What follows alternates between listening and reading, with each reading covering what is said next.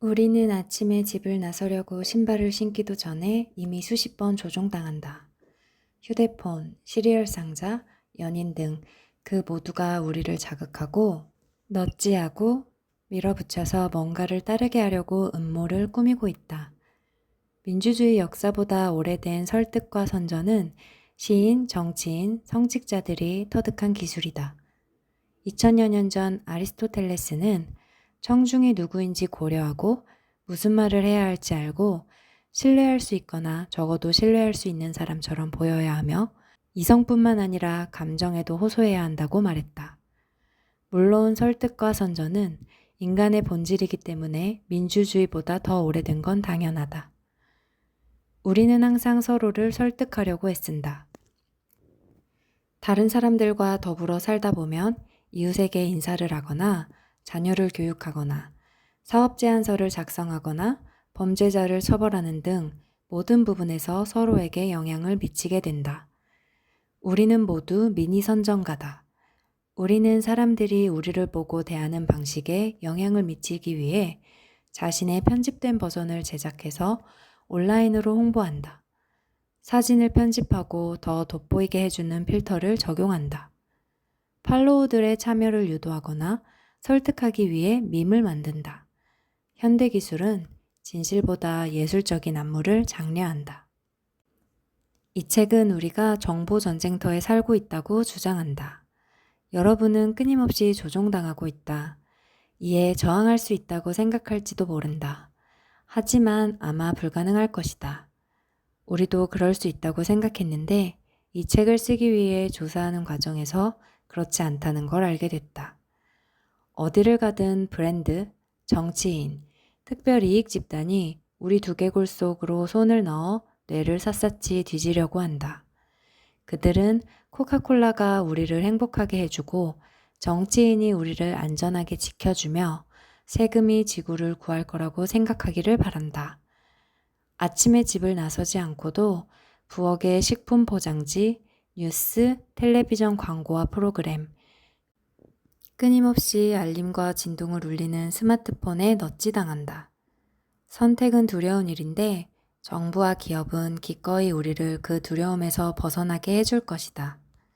다만 그에 대한 대가를 치러야 한다.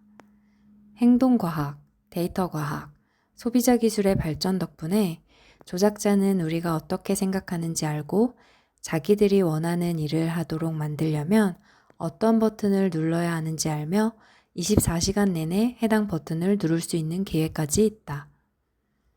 다크너치는 우리를 조종하려는 수많은 노력을 인식하고 무시하고 떨쳐낼 수 있도록 준비시킨다. 진짜 뉴스와 가짜 뉴스를 걸러내고 어떤 제품을 사야 할지 판단하고 어느 정당에 투표할지 정하는 등 올바른 선택을 하려면 자기 마음을 알아야 한다. 그리고 자기 마음에 영향을 미치는 것들을 어느 정도 통제할 수 있어야 자신의 진정한 마음을 알 수 있다.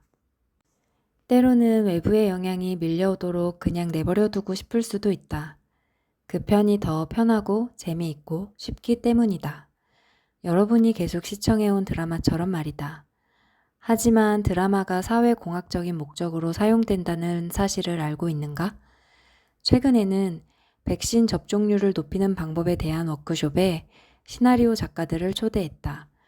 또 일요일에 교회에서 향을 피우는 이유는 냄새가 좋기 때문만이 아니라 그 하늘하늘한 연기가 눈의 초점을 살짝 흐리게 해서 사색적이고 경배하는 마음으로 기도가 하늘을 향해 올라가는 모습을 상상할 수 있기 때문이다.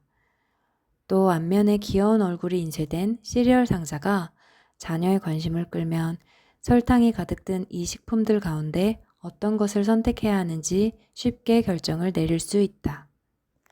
아마 여러분도 이런 영향을 식별하고 싶을 것이다. 미국 홍보협회 회장인 하워드 체어스는 1956년에 이렇게 경고했다. 다른 사람이 우리 정신을 형성하는 것에 대한 불안감으로 우리는 함께 힘을 합쳐 다크너치를 쓰게 되었다. 우리는 사람들을 넛지하려는 하향식 시도가 대규모로 꾸준히 진행되는 모습을 관찰했다. 에드워드 버네이스는 프로파간다라는 고전서에서 이렇게 설명했다.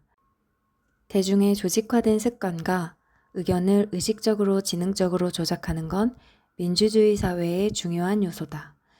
이런 보이지 않는 사회 메커니즘을 조작하는 자들이 우리나라의 진정한 지배 세력인 보이지 않는 정부를 구성한다.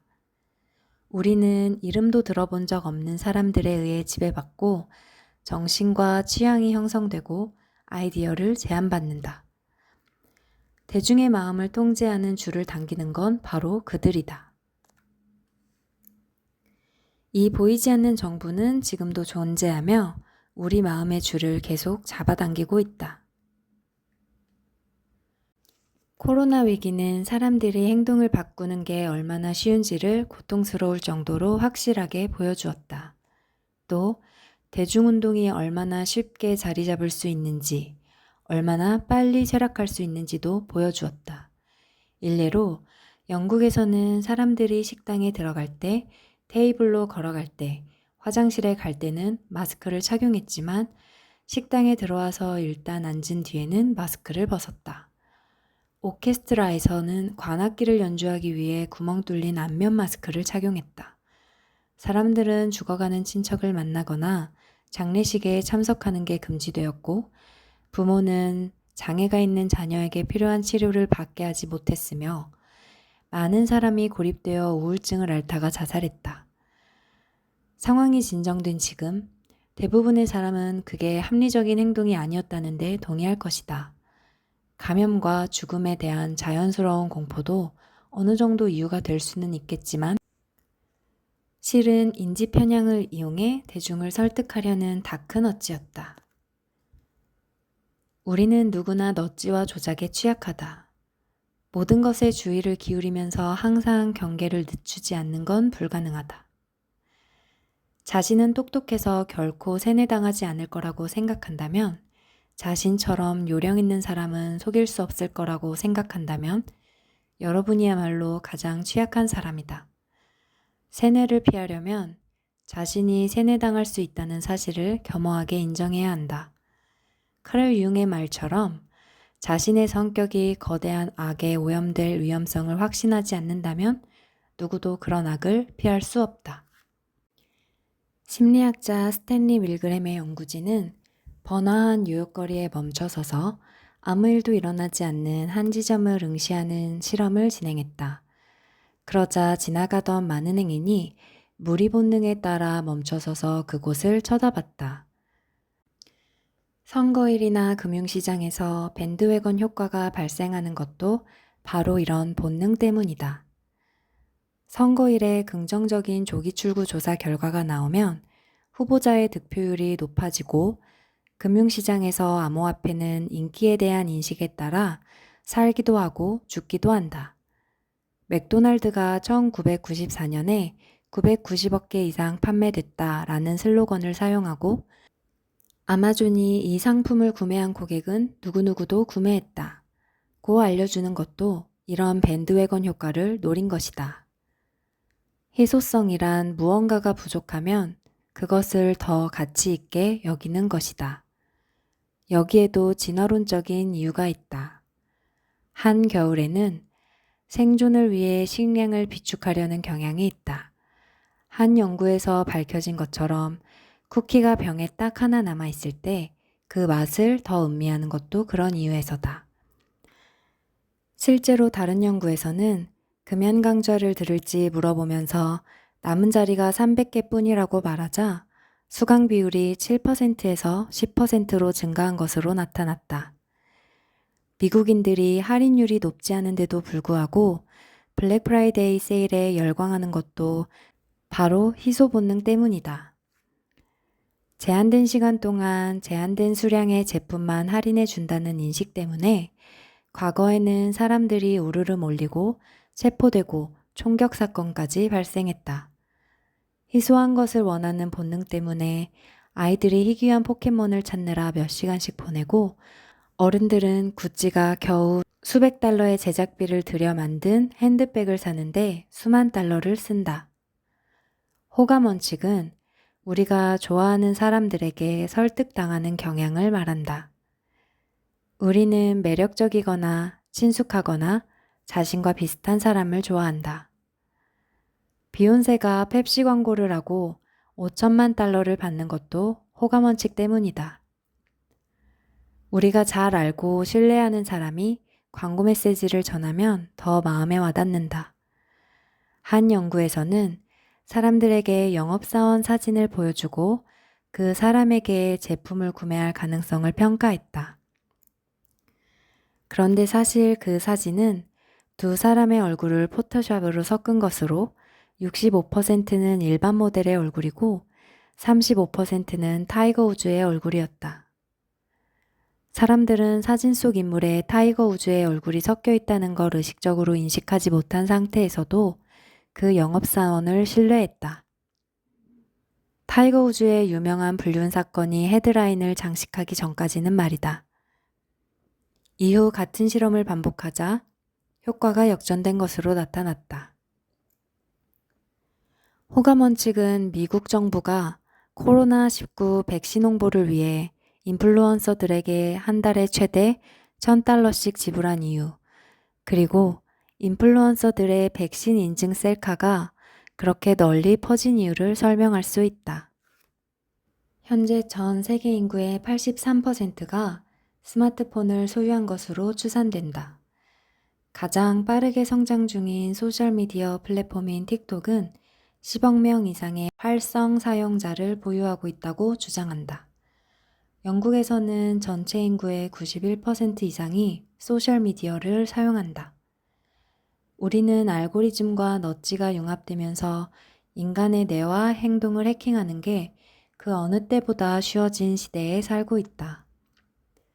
스마트폰의 확산으로 전례 없는 연결의 시대가 열렸다. 사람들이 남긴 디지털 발자국을 보면 그 사람에 대해 많은 걸 알아낼 수 있다. 디지털 발자국을 통한 인간과 컴퓨터 성격 예측이라는 리뷰는 알고리즘이 소셜미디어 게시물, 스마트폰 로그, 언어적 특징 같은 데이터 포인트를 사용해서 성격을 예측하는 방식을 요약하고 컴퓨터가 전반적으로 인간의 판단보다 더 정확하다는 결론을 내렸다. 지금까지 읽은 책을 모두 기억할 수 있는가? 아마존은 소비자가 뭘 훑어보고 뭘 샀는지 알고 있으므로 기존 구매 이력을 바탕으로 도서나 다른 상품을 제안할 수 있다. 그리고 시간이 지나면 훨씬 더 정확한 상품을 추천할 수 있다. 킨들은 책의 어느 부분을 빠르게 혹은 느리게 읽는지, 잠깐 쉬려고 북마크해둔 부분은 어디인지, 책을 다 읽기 전에 포기한 경우가 있는지 등을 모니터링할 수 있다. 킨들이 생체 인식 센서와 카메라를 이용해서 책에 대한 독자의 반응까지 관찰할 수 있다고 상상해보자. 독자가 웃거나 우는 때, 심장이 빨리 뛰거나 혈압이 급상승하는 때도 알 수 있다. 그러면 아마존은 독자가 다음에 또 정치적인 논쟁이나 짜릿한 로맨스를 기대하리라는 것을 신기할 정도로 정확하게 예측할 수 있다. 물론 소셜미디어 플랫폼이 나를 최대한 잘 파악해서 취향에 맞는 책과 앨범, 친구, 그리고 유용한 직업적 인맥과 좋아하는 주제에 대한 기사까지 추천해 주길 바랄 수도 있다. 그러나 개인정보를 보호하고 익명성을 유지하려면 디지털 발자국을 줄여야 한다. 이를 위해 할 수 있는 일은 무엇일까? 한 연구에 따르면 페이스북에서 좋아요를 10번만 눌러도 컴퓨터 모델이 여러분의 성격을 직장 동료들보다 더 정확하게 예측할 수 있는 것으로 나타났다. 좋아요를 많이 누를수록 페이스북은 여러분에 대해 더 잘 알게 된다. 좋아요 버튼을 300번 클릭하면 페이스북이 배우자보다 여러분에 대해 더 속속들이 알게 될 것이다. 소셜미디어는 이점도 있지만 많은 해를 끼침으로 포기하거나 적어도 최소한으로만 신중하게 사용해야 한다. 그리고 일시적으로 플러그를 뽑아야 하는지, 디지털 디톡스가 필요한지, 아니면 중독 치료가 필요한 상태인지 평가해보자. 소셜미디어 플랫폼에서 관심사를 추구할 수 있는 계정과 아이디를 여러 개 만들어두면 개인정보를 보호하고 조작을 줄일 수 있다. 또 좋아요를 누르는 빈도나 대화에 참여하는 횟수도 줄여야 한다. 여러 개의 검색 엔진을 사용해서 편견을 개선하고 소셜미디어 타임라인을 시간순으로 설정해 알고리즘의 영향을 줄인다. 틱톡을 스크롤하는 어린아이든 계산대에서 간식의 유혹을 받는 쇼핑객이든 중요한 결정을 내릴 때는 일단 멈춰야 한다. 지금 배가 고프거나 불안하거나 외롭거나 피곤하지 않은지 스스로에게 물어보고 좀 더 편안해질 때까지 기다리자. 중요한 결정은 흥분한 상태보다 냉정한 상태에서 내리고 긴박감이나 수능하라는 압박에 굴복하지 말아야 한다.